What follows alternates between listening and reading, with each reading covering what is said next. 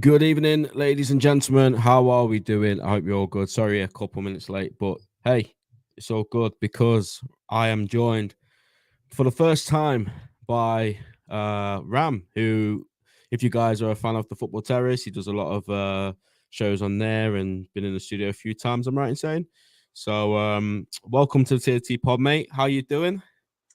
Not too bad. Obviously, after yesterday's result, it was really really good. But yeah, I'm looking forward to this, my debut. So let's get cracking. First on many, hopefully, mate. hmm Big up everyone in the stream so far. There's 15 of you in there. So if you could please smash a like to show some support, subscribe to the channel, and yeah, we're back now. Obviously, during the Christmas period, we didn't really have too much to talk about over the World Cup. I mean, some channels were still going on doing World Cup content, but we're Liverpool fans. We don't care about that. So yeah, please smash the like button, subscribe. We're back regularly once again. And like WSM2 says, there's nothing better than a green circle from TAT. Now, let me lead you guys into a little secret. I'm an admin on there, but I still have another Twitter account. And even me, even when I see a green circle from TAT, because it's not always me, it gets me excited. I still get that joy. Like, there is nothing better than seeing a green circle with positive news. Edith says, "You never walk alone." Big up to you, mate. Kerber says, "Any news on when Gakpo's getting announced? Keep up the good work." Thank you, mate. We're going to discuss that. We're going to get onto that very shortly. We're just going to touch over Villa yesterday because we haven't spoken about it yet. And there's a few things to discuss about that. Then we're going to talk all things Cody Gakpo, the new man in town, and then a couple of rumors that are popping up this evening. And Dow's always in here says, "I'm so glad Cody Gakpo is a red." Great to see Rom on the pod this time. Absolutely, mate. Sorry, Ram. I thought you made a mistake, but it was me that made the mistake there. Ram, first of all, mate, I didn't watch any content yesterday, so I don't know what the general consensus is regarding the game. I just watched it and then had a few drinks with my family. So, yeah, how's it for you, mate? We won 3-1 away at Villa. Was you happy that like for me, right? I think there's a time and place where, as Liverpool fans right now, we just have to take the 3 points how they come. So was you just happy with that, or do you still have concerns over the performance? Talk to me, mate. How did you see that game yesterday? Yeah, first 10 minutes was a blur. Like we were on top. We looked really really good. Offensively, we looked potent, and then obviously Salah got that goal. After that, I thought we unnecessarily took the foot off the gas. I thought we could just carry on with that momentum and hopefully get a second. And then the second goal came along more or less when Aston Villa won the ascendancy. It was a corner kick. It was a brilliant strike from Van Dijk. I don't know if it was going in, so I don't know if it should be his goal, but we take him. We You'll take take him. it all day. But then second half, we looked completely different. Like really, really did. Aston Villa were on top of us. We couldn't string a couple of passes together. Um, and then they ended up scoring, which I know quite a few people tried to get a little dig at Trent. Honest Oh, to God, I think as a right back, there should be more blame on Matip rather than Trent because I said the same thing. Matip missed his header. So Mm. that's your bread and butter as the centre back. So there was that, and then we looked nervous. 100%, we looked nervous. But then Stefan came on and did his thing, and I'm so happy he scored. I am really look, even that Man City game where a lot of people were like, "Yeah, you got ran around," and he did. He still got showed little glimpses where you're like, "Okay, you got a little bit about Yeah. yourself," and I'm like, I'm looking forward to his development. I really do. I don't think he should be a lone pivot ever again. I think because he's just so young, and he does need to go to the gym because he does get Mm. muscled off and he's a bit slow. But that'll grow in time. He'll gain some muscle mass. He'll gain some speed. Like you look at Curtis Jones. Like he was a very scrawny guy when he first came along. Now he's put on some muscle and he looks a lot more physically dominant. So I'm expecting the same thing, sort of the same sort of development in Stefan. But yeah, overall, I think decent at times. I think we can fix up though. Like there are certain things where we're like, yeah, we shouldn't be doing that. We're of that quality. We can't be doing those kind of things. So yeah, I know on Amazon they put Darwin Nunez as man of the match, which was a bit mad. I don't think he deserved it at all. But for me, my man of the match was Robbo. Robbo was fantastic for me. Defensively, he was solid. Offensively, he got his assist, and congratulations to his record-breaking Unbelievable. assist numbers as a defender, which is mad. So for me, yeah, it should have been Robbo, but somehow Nunez got it. But yeah, I mean, I think that was like when everyone seen that pop up on the screen, I think everyone had the same reaction. Like, what's going on? We'll get on to Darwin Nunez in a bit because I think there's a couple of things to say about him. But I agree with everything you just said, mate. I alluded to it at the start. Like for me now, obviously we have to analyze performances. We have to be real. And yesterday there was some concerns with how easy Villa were getting through us, just as there was against City, but City's a whole nother thing. You kind of expect that when, like you say, you've got Bisetic on his own in there. Yesterday, Villa kind of, like you say, in the second half especially, we kind of seemed a bit lost. And, as soon as they got the momentum, they got the goal, and it just got a bit hectic, a bit chaotic. And I don't know if people will laugh at this, but I wanted Milner to come on the pitch in like the 65th minute. I just needed somebody to come on there that could calm it down a bit. Naby actually came on, and I thought Naby had a decent little night yesterday. Obviously, he had that shot, which seen everyone saying, "Oh, that was like a flashback to the Champions League." Which, okay, fair enough. It's not his strength, but I thought he was okay.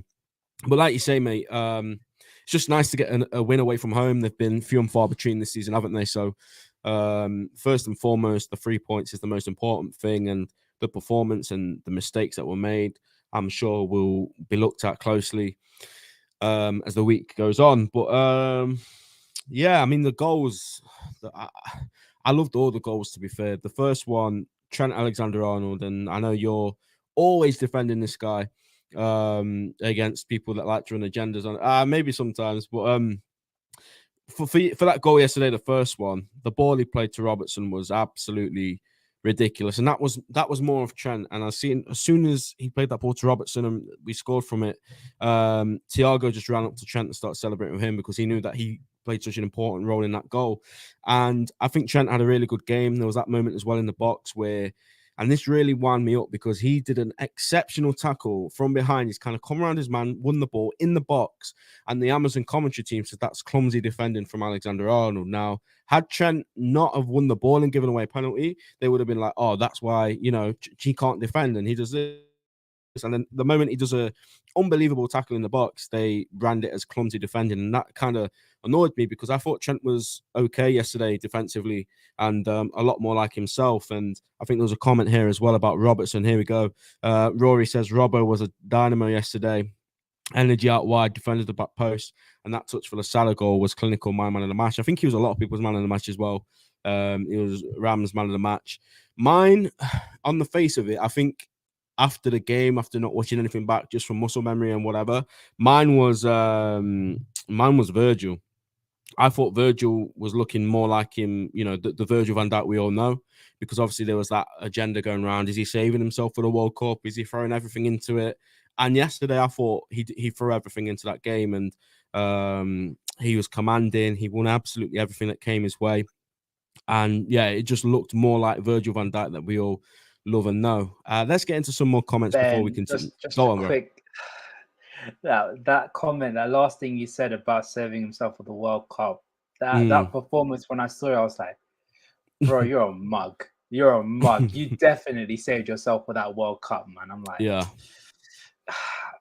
if it was me, I would have done the same thing just to play in a World Cup, because I don't think he's ever played in a World Cup. Didn't play in 2014, I don't think. So I kind of get it, but bro, you're a mug. I'm sorry, you're a mug. You can't, because I feel as though this was our best chance to win the league out of everybody. Because I expected City to not challenge. Not challenge. Not the right word. I expected City not to be at the same level. I expected them to have what they're doing now, where they slap teams left, right, and center, but then at times don't play well and end up dropping points. That's why I thought we could have won the league this season.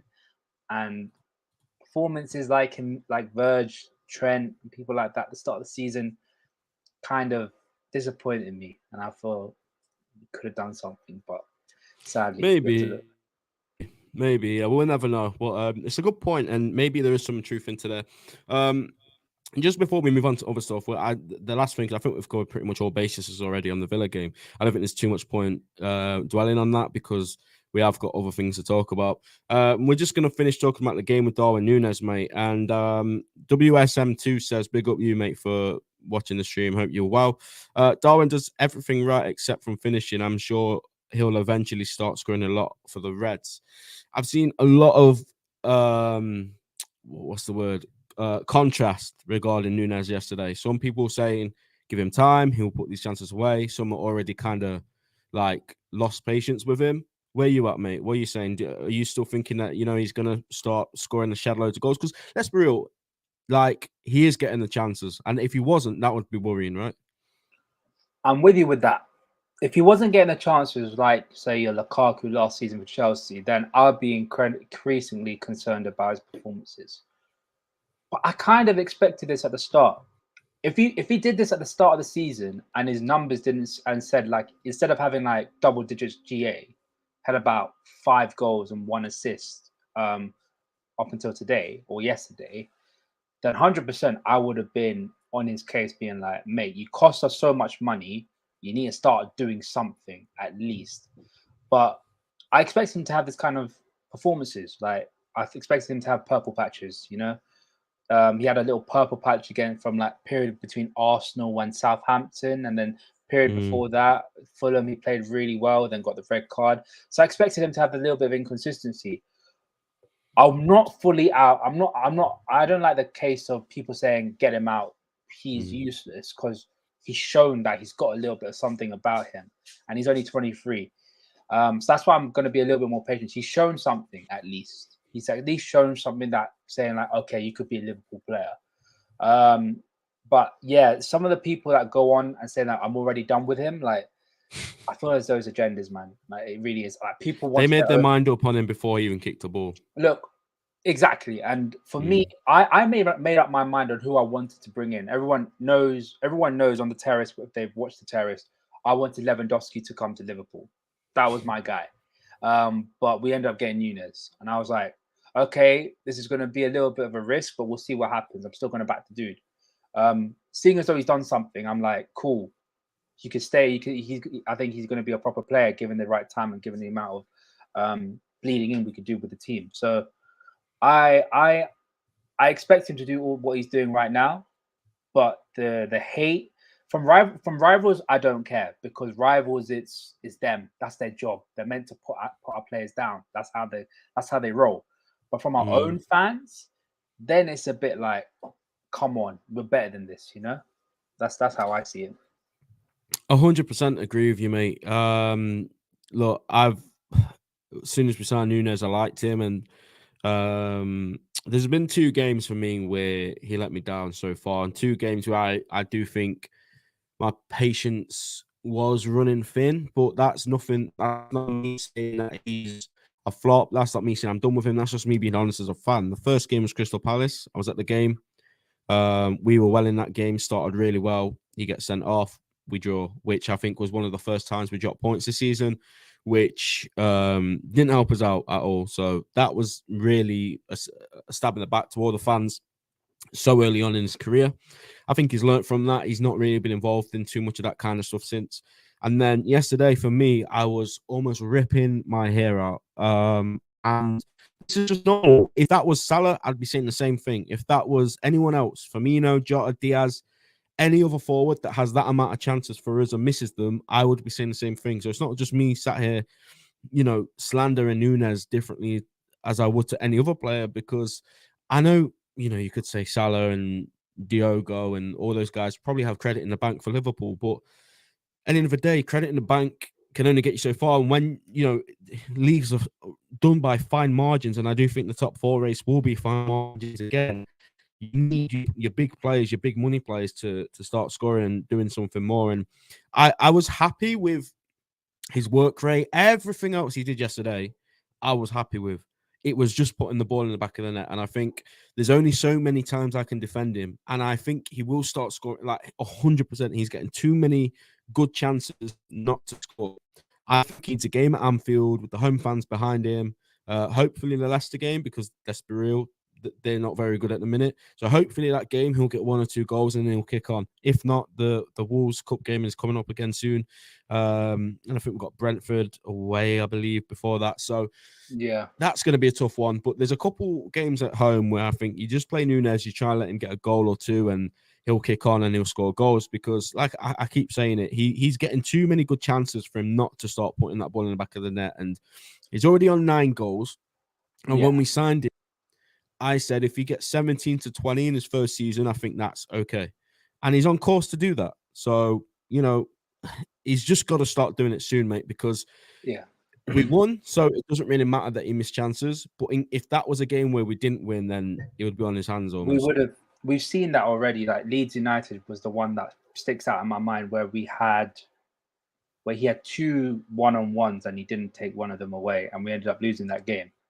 So it has cost us in the past, but he's also won us games at the same time. I feel he's not in a good moment. That's how it is. He's a new signing and everything. And purple patch players, when they're in a good moment, they won't stop scoring.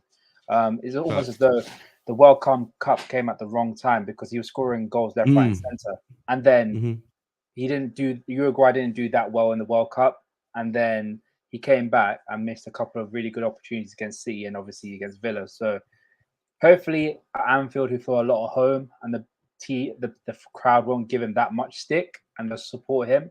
So yeah, they won't. 100%. We'll see. Yeah. We'll see, man.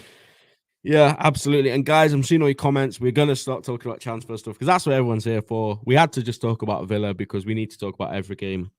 Ram, shortly after, mate, I'm sure you've got your notifications on from the man, the myth, the legend, Paul Joyce, as every other Liverpool fan does.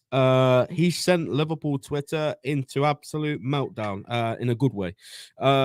Shortly after the game, Paul Joyce confirmed that we want Cody Gakpo and talks are advanced. Just over an hour later, PSV's official Twitter confirmed that an agreement has been reached and Cody Gakpo is Liverpool bound to complete all formalities, medicals, etc. So, mate, how did you feel when you saw that news pop up on your phone? Is this the man you wanted? Is this the position we needed to strengthen? What are you saying? I was genuinely surprised that we're actually going to do it. I was surprised. Everyone knows that I wanted a midfielder in Liverpool, and him coming in was a bit like, okay, he's a good player. I like him a little bit, got a little bit of something about him, but how are we going to fit him in? Because we got Jota, we got Diaz, we got Firmino, we got Salah, and we got Nunez. I was like, okay, how are we going to fit this guy in? But at the same time, I'm looking at Jota, and we don't know when he's coming back. Diaz has had a setback, and we don't know how long that's going to be. We're on our limbs for a forward, and we can't put Fabio there because I have this thing where Fabio can play as a winger, but he's not the winger that we need. He's not a winger that can't rely on him either at the minute. He's a kid as well. Like, you can't rely on him to do stuff. Yeah, he scored against City, cool, but we can't rely on him week in, week out to play as a winger. So at that point, I was like, okay, cool. This is good. This is a good signing. We've got a talented player, and we've got bodies to cover the what's it called? The injuries that we have. Yeah. But I don't want to be negative. I need a midfielder, man. I want a midfielder. I feel as though it's the big elephant in the room, and we haven't signed a midfielder since 2019, I think. Yes, 2018, where we signed Fabinho, a midfielder that's around about the mid-20s range and going into their peak. So that's why I'm like, we need a midfielder because we are relying on Fabinho, who's running on his last limbs because he's been running to the ground. Thiago, who's injury prone. Henderson, who's been running to the ground and should be playing as a 6, in my opinion, because I think he's better as a 6, has a better view of the whole field, and his passing could actually benefit us in the end. But if we get a midfielder, I'm sorted. But we'll get to that one later. I know there's a little rumbling. We'll get to it. But a little rumblings around in the Twitter sphere, so we'll get to that later. We'll get to that later. Yeah, we'll get to it. Before we carry on, I'd just like everyone to go smash the like button. There's 24 of you in here, and there's only a handful of likes. So please get that done. Support the podcast, support the stream, support your favorite LFC account, because we got 200k this week, which is absolutely mind blowing. So thank you for all of your support. Listen, I know what you're saying. I 100% get it. I thought a midfielder would have been the priority. Obviously, during the World Cup, we saw talk about Sofian Amrabat, and Klopp had met with his representatives, Enzo, Jude, all these guys. And Fabrizio's just tweeted about us, but it's Cody Gakpo. We already know that. So yeah, I thought a midfielder would be the more realistic option until Diaz came to our mid-season training camp and then got mudded again. And he's probably going to be out now until March time. So I think they kind of have to wait up. Okay, we've now got Nunez, realistically, as a senior head that can play from that side. Carvalho, like you say, he can do it, but we can't rely on him. He's still young. He's still learning the Premier League. He's still learning what it takes to play for this Liverpool team. And then you look at the midfield, and of course we need strengthening. We're all dreaming of Jude and Enzo and all these guys, but the numbers in midfield compared to the wing right now, and I know numbers aren't everything because quantity isn't quality, but I just feel like they're taking a punt at this, because we need a left winger or forward if these guys are out. Like you say, we don't know when Jota's back, and also Klopp in his press conference last week, which was, looking back now, very interesting. He said if the same opportunity as Luis Diaz last year presents itself again, then why not? And that's exactly what happened, mate. We wanted to get Cody Gakpo in the summer. United start sniffing around him. We go and get the deal done. And me, and I'm assuming you and so many others, are always here moaning about the lack of transfer business that Liverpool do, especially last summer. I think it was embarrassing what we did. But at the minute, when other teams try and take our targets, we are snapping into action. And hopefully it continues, because there's a couple more players we need to talk about after we finish with Gakpo. But I'm very happy, mate, because the numbers were 37 million up front, 50 million with add-ons. So a 6-year deal, right? As well. I think it's pounds, mate. I think it's pounds. Neil Jones, I think, tweeted it in pounds, yeah, but it could be euros. I don't know. But with those numbers, 37 million for a guy that scored that many goals was incredible in the World Cup. And then 50 million is the absolute max we're going to pay for him. For me, it's low fee, low risk, because if Cody Gakpo comes, and I'm not saying this is going to happen, but if he comes and he's not very good, you've still got a resale value of 20, maybe 25 mil because of his reputation, his age, all those kind of things. So for that money, mate, and I know we all want a midfielder, but let's just think about the forwards for now. Are you happy with him being the one that comes in? Do you think stylistically he can fit into Liverpool? What do you think of Cody Gakpo, the player, mate? And how do you see him coming in? And do you think he'll, start quickly like Luis Diaz did? I'm going to be completely honest. I haven't seen much of him. I've only seen him in the World Cup. A lot of my knowledge about him comes from Kesh, from the Football Terrace. Big up Kesh.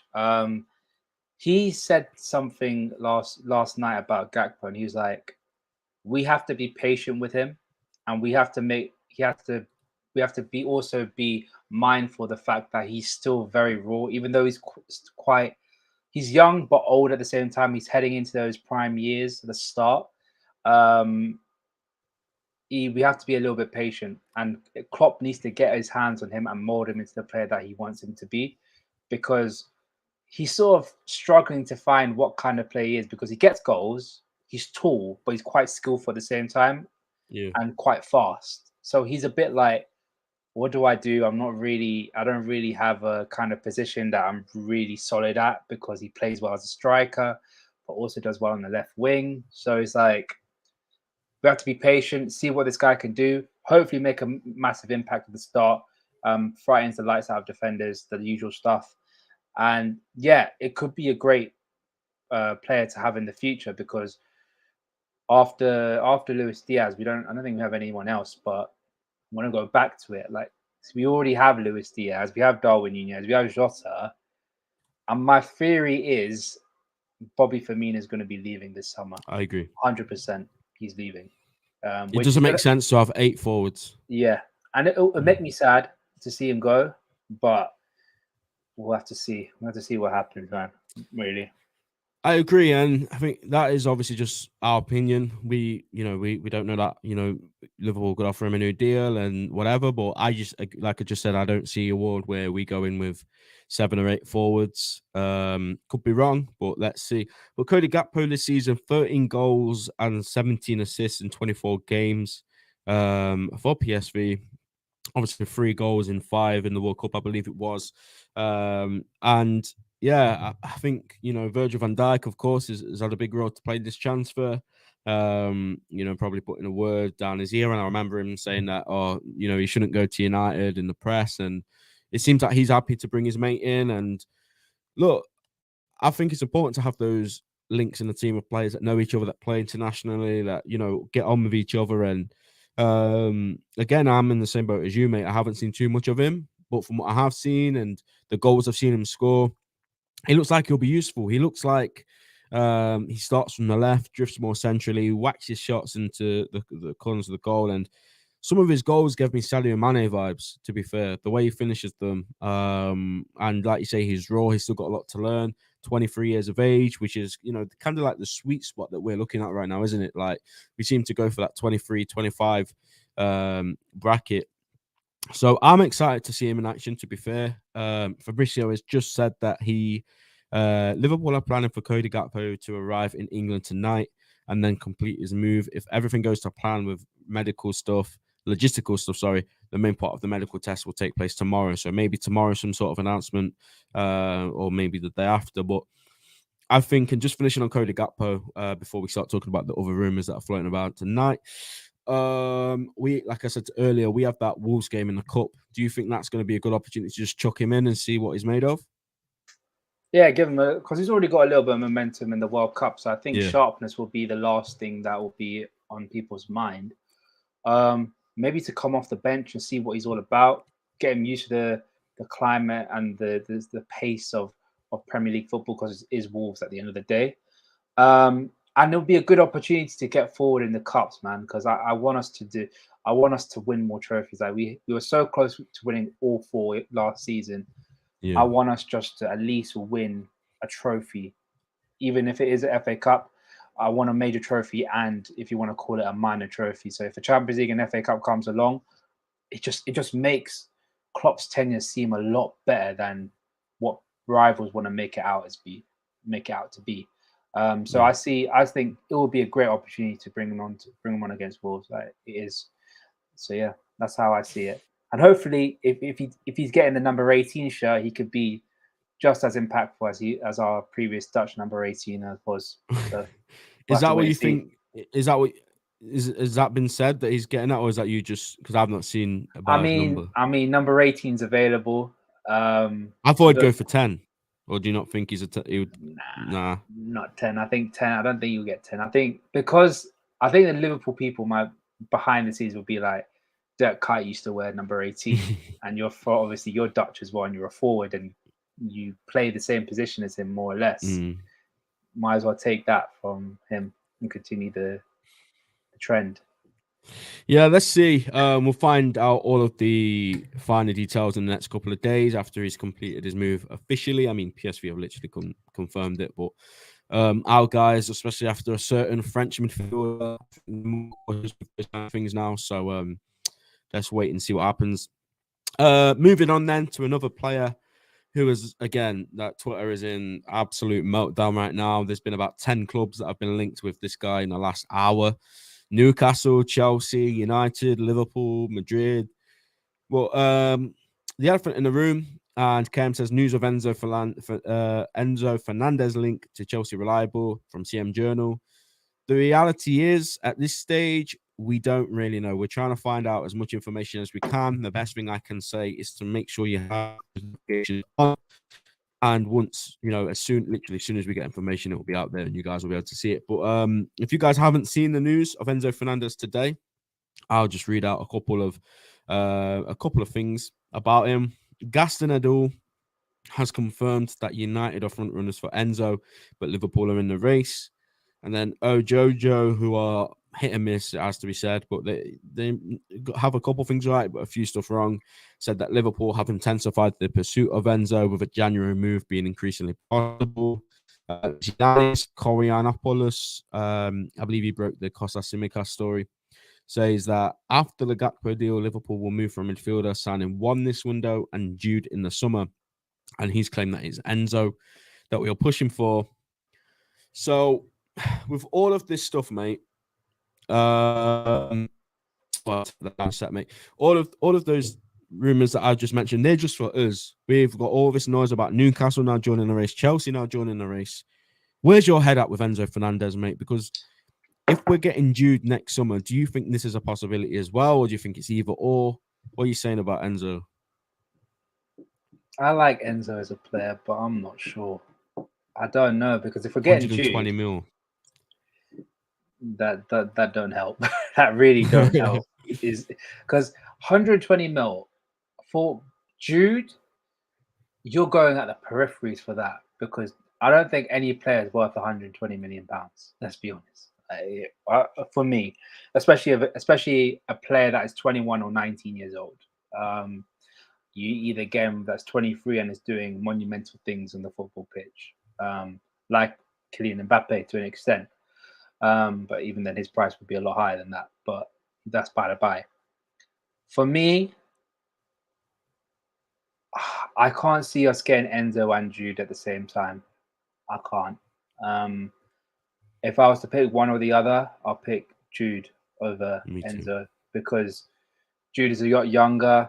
He's English. He knows English football to an extent. And I feel like he's a carbon copy of what Jurgen Klopp wants in a player. I'm not saying Enzo is not. I think Enzo could be just as similar to Jude and he'd be just as good for Klopp. But I feel like it's just it might be another year of bringing a player in who has to adapt to the Premier League, learn a new language and all that kind of stuff. So I don't want that period. I want us to get someone who is more or less may take a couple of months to settle and then kicks on like Fabinho has. So that's why I'd pick Jude. If we do get both, great. I wouldn't want both Enzo and Bellingham, because ideally I want someone else instead of Enzo. I'd rather have Sandro Tonali. I think him and Bellingham would be the perfect partnership with a pivot. So that's my take on it. I don't see us getting both Enzo and Jude, but a lot of journalists have come out and said we are getting Enzo, which is, we'll see what happens. Like, I don't know what to think, because some say Chelsea are in it, Real Madrid, United. I feel as though it could be one of them where our name's just thrown out just to force other clubs to make the deal. So we'll wait and see. That's a good point, mate. And I think that's quite important to remember in transfers as well. I think the selling club is going to be all over this, like saying to people, okay, this club's interested to try and accelerate that 120 million trigger from United or Liverpool or City. So there's going to be all sorts of rumours coming out. Do I believe Enzo Fernandez will want to go to Newcastle? No. Can they afford him? Obviously. We can pretty much afford any player in the world now, which is mad, but that's just the world we live in. Do I think he'll want to go United? No. There has been reports that they can't afford him, which is hilarious, because their fans have always told us about how rich they are and how they make the most money. Apparently, they can't afford a player they want. Manchester United don't have the money to sign Enzo Fernandez in January from Jamie Jackson, who is a reliable Manchester United reporter writing for The Guardian. So apparently they can't afford him. Who else is a Chelsea? He doesn't really give me Chelsea vibes, if I'm honest, but I don't think it will work. No, but it will work. They do need midfielders, though, don't they? Yeah, but I don't know what Potter wants to play, because he plays a back three, but then he played a back four with two centre mids. So I really don't know if he's playing the back three, he won't work, because he's not that kind of midfielder. He's not a six, or doesn't play in a double pivot, unless he's going to be the roaming box to box pivot with a guy that will sit back in front of the defense. So I don't think it works, but we'll see. I don't know what Chelsea are going to be playing for the foreseeable future, so It could be, but I'm not too sold on it. And yeah, it's just like you say, a lot of these journals are coming out now saying that we're pushing. So this is a player that has been linked with us for a long time, by the way. This isn't just World Cup hype. I think I've seen his name around for a long time now after he signed for Benfica, and he's had a really good start to the season there. I don't think this is just World Cup hype like, some signings are. I do generally believe this is a midfielder that they're interested in, but like you say, and like some of the comments say, I don't know if we'll get both, especially with these owners. Now, maybe something might change in the near future, which could make us spend that kind of money on two players. But under these owners, no way. I don't see that happening at all. I mean, they're supposedly looking for investment to get Jude. So, yeah, doing that twice, I don't know. So... yeah. Sorry, I just got another notification here about something. 120 mil is, I've just alluded to it there, mate. 120 million euros is what Benfica supposedly want, which is his release clause. There's no way, right, that these guys who have been so tight with what they do in the market do this in January. Really, like, I don't see a world where that happens. I could be wrong, and hopefully I am wrong, and hopefully we do it, because I do think he's a brilliant player. But like you say, mate, I'm in the Jude boat, and if this jeopardizes us getting Jude, then I'm happy to just wait for him. I think our main issue should be getting us a pivot. So like Caicedo. Yeah, or Amrabat. I think because going forward, it's difficult. It's going forward, we're all right. But on transition with Fabinho, who is getting slower somehow, even though he's 29 years old, we struggle a bit. And I feel as though if we get a pivot, I feel as though we could be a little bit more solid defensively, and reduce the amount of running that, say, a Thiago or Fer or Henderson has to do. So I wouldn't mind us not getting a centre mid, getting Jude in the summer, but getting Amrabat in just to shore up our midfield just for the foreseeable future, because for the next 6 months. And he may come in the summer and be a starter. Who knows? But yeah, I wouldn't put all my eggs into Enzo. I'd rather put it on Jude. But if we do get Enzo, I wouldn't be too upset about it. He's still a quality player at the end of the day. Yeah, he's a top player. There's no doubt about that. And I think the money is for the age and the profile, and obviously the World Cup, the way he played, and Argentina winning the World Cup, that's a big factor now. Obviously, the release clause was already set, but I just feel like now they're not even negotiating. You have to trigger that release clause if you want this guy.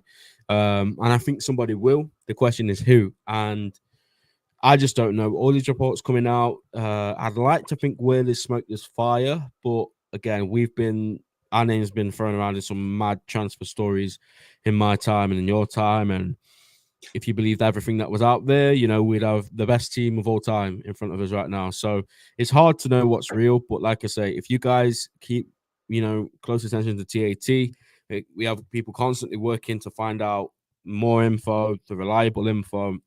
And we don't tweet random stuff from like tier 3 sources or whatever, like, oh, Liverpool are close to an agreement. We literally tweet when it's done or when we know that something's happening. So yeah, make sure you got your notifications on. And my last question to you, mate, on Enzo is, you mentioned Sandro Tonali and I mentioned Caicedo. If it's not Enzo that comes in for this window, if there's another midfielder that you could bring in for, let's put like a 50-60 million price cap on it, because then that's basically 80-90 million for two players, which I don't think is unrealistic. Who's out there that you'd like to see come in if we don't go and get somebody that's 120? That's the thing, because the guy I just said, Sandro Tonali, I don't know if he's worth 50 or 60. I think he'll be worth around about 70 or 80. Okay, you can have him if you want, but yeah. Do you see that happening? He's a Milan boy. He loves Milan. I can't see him leaving. I know. Rate him that highly. I love him. Like, not love him, but I love him as a player. He's technically very good, but he's got a bit of Gattuso in him. He does. Like if you've seen him play and see the way he just goes into tackles and his mobility and his aggressiveness as well. I haven't seen that in our team since Genie left. I don't think we've since Genie left. We haven't got anyone that's a bit of a prick in midfield, and I feel like we're missing that. We're too nice, and that's why I'd like him to come in. Him and Jude, I think, will be the perfect centre midfield partnership. One who's a bit more creative, from deeper, doesn't want to push as forward, likes to at times, but not too much, not consistently forward. And also someone that's really good in the final third that can play those killer balls to the striker. I feel like having those two, it will be a perfect combination on paper. Obviously, I have to say on paper because we don't know if it will work in real life. So that's why I'd like both of them to come in and have someone like an Amrabat or whoever just to sit in the pivot and just dictate play from there. I feel like it would be a really, really good thing. But I'm saying I can't see him leaving because he's a Milan boy. That's all. In my opinion. Yeah. So the players that are linked, obviously, you've said Amrabat. There's who else is there? Caicedo. It's pretty much just those, isn't it? Caicedo, Amrabat, Enzo, and Jude. What about Frankie?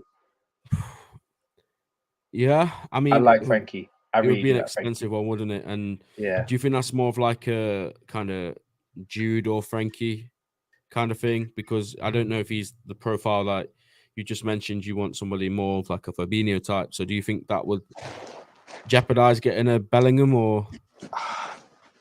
I don't know because we don't know what's happening behind the scene. We don't know whether FFG's already found someone to take over. If that's the case, then I wouldn't be too concerned. Yeah. But I see Frankie working on the other side, a bit like Tonali. I think more of a progressor rather than a dictator like Tonali is.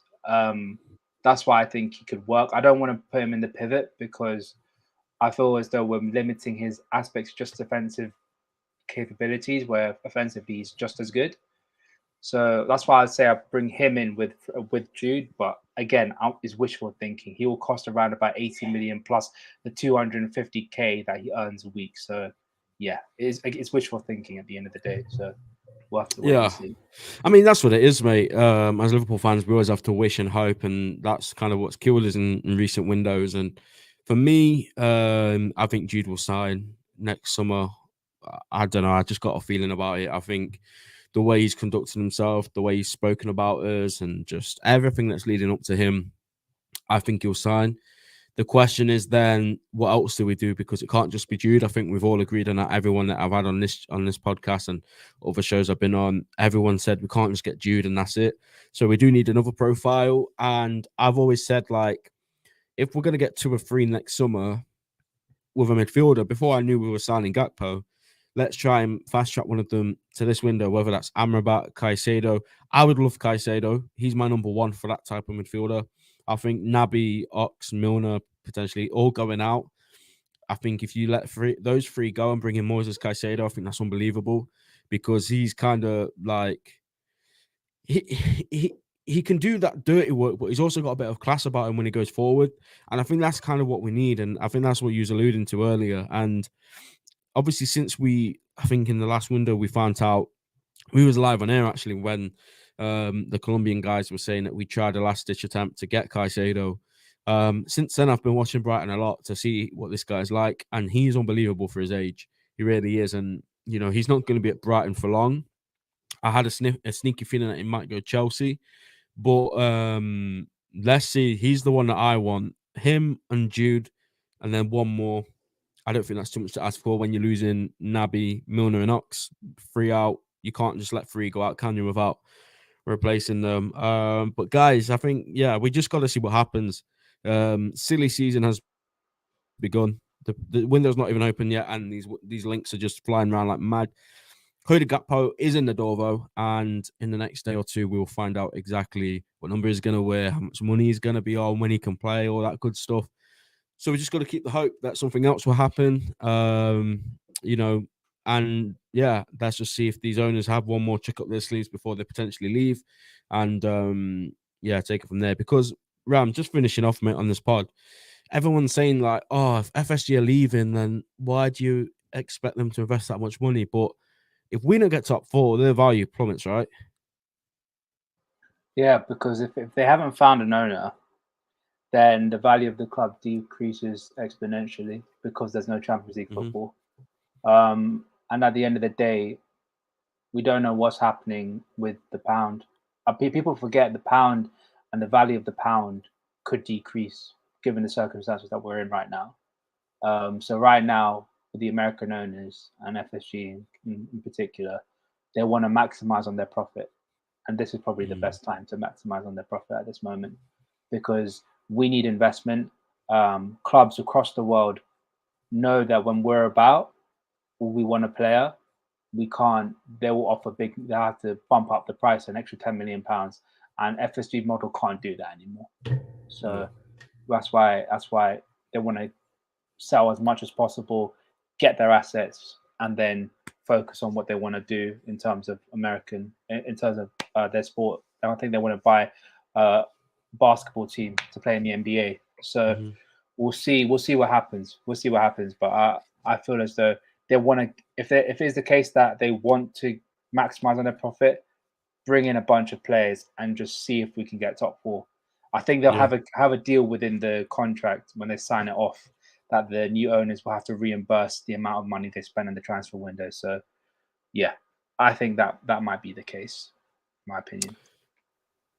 Yeah, absolutely. I agree with what you say, mate. And I think we're just going to wrap up there, guys. I think we've spoken about a lot in this pod. And listen, if anything happens regarding Enzo or anything else, you better know that we're going to go live and we'll be here straight away to talk about it with all you guys in the chat. And yeah, just make sure you've subscribed to the channel with your notifications on. Like the banner says, we're pushing to 400 subscribers. We want to grow this podcast. We want to get more special guests on. Like we've got a great relationship with Pipe Sierra. We want to get more people involved like that. So yeah, make sure you subscribe, turn your notifications on. Ram, thank you for jumping on, mate. We'll definitely get you on a lot more because it's been a really good chat. And guys, we will see you after we have beaten Leicester City. Take care, and we'll see you soon.